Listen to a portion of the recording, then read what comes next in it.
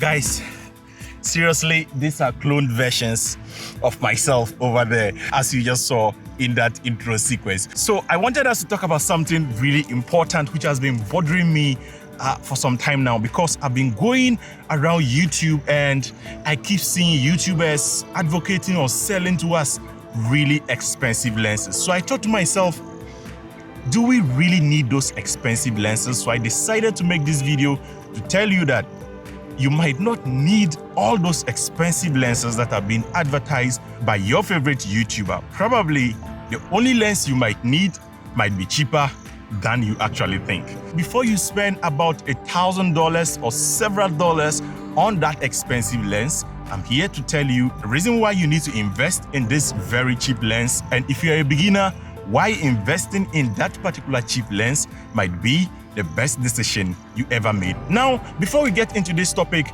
I really need to let you know the differences between a zoom lens and a prime lens, because we are actually going to be talking about a prime lens. So someone may ask, what is a zoom lens and a prime lens? Now, I know that most of you on this channel are beginners who are really interested in upping your craft when it comes to shooting high quality videos or editing high quality videos. So I'm going to break it down to the most simplest or the barest minimum.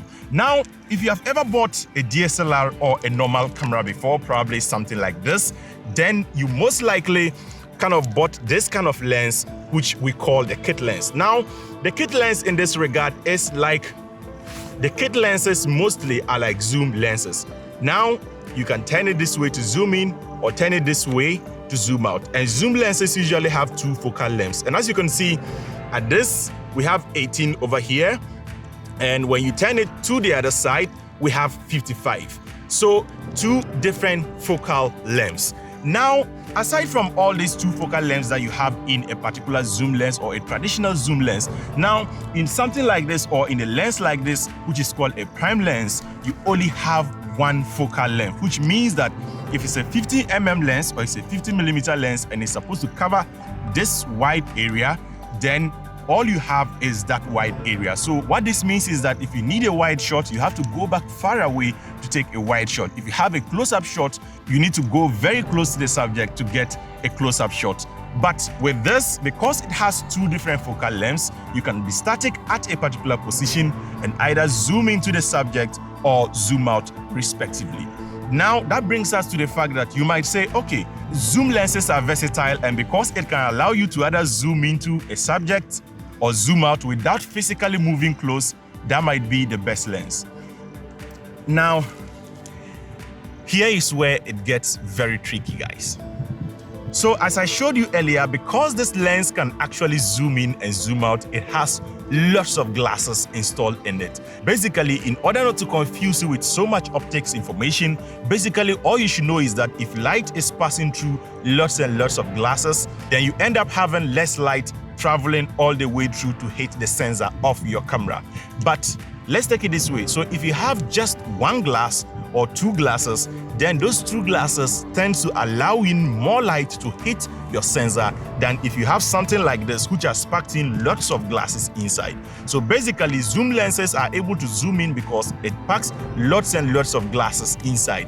But prime lenses don't have the ability to zoom because if it's 50mm, then the glass inside there only allows for 50mm. So it is just going to be one glass. And imagine light hitting just one glass. You are going to end up having a sharper image, or allowing more light inside might give you the chance to be able to blur the background. And so basically, that is why, despite the fact that zoom lenses might be versatile, that you can zoom in and zoom out, picking up a prime lens might actually still be your biggest bet or your best friend if you really want to get the best out of your videos that you want to shoot or taking really high quality images. And now there's a particular lens that I do recommend if you are just starting out, because this is not going to cost you $1,000. In fact, this isn't going to cost you $100, because as at the time of making this video, this particular lens only cost me $75 to get this particular lens. The lens I am talking about is the Yongnuo Canon lens.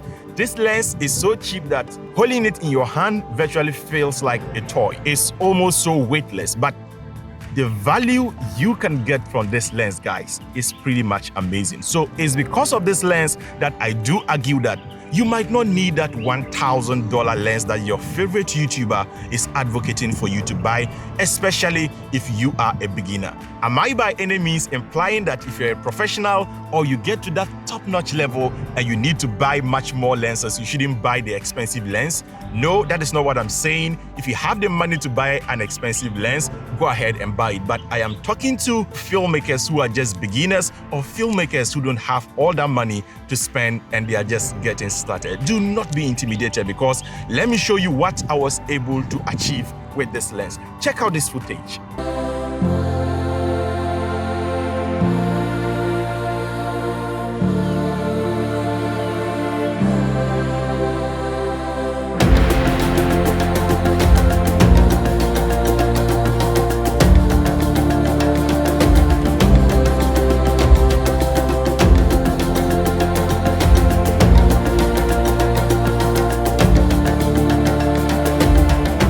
Pretty amazing, right? So despite the fact that this lens allows in more lights with another speed booster attached to my Panasonic G7 camera, and I shot these amazing videos with it. And just look at the quality, look at the blur of the background, look at the details in the skin of the animal. Just look at all those amazing shots that you can get with this lens, and amazingly below $100. Now, I know this might not still be cheap to some of you, my African filmmakers, or those of you in the poor sub regions or anywhere that you are not yet up to that level as a filmmaker yet.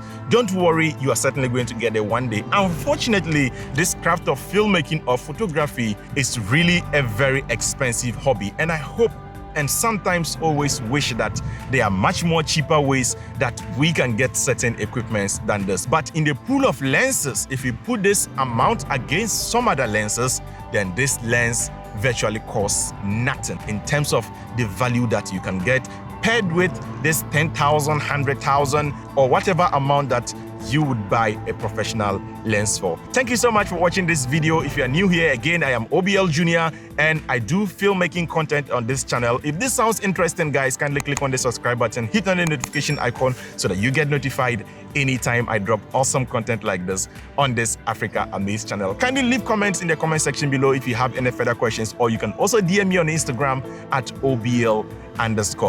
So before you leave, let me get back to my exercise and keep doing what I was doing before I came to speak to you guys. So like always, like we do it, guys, until next time, keep practicing filmmaking. Peace out.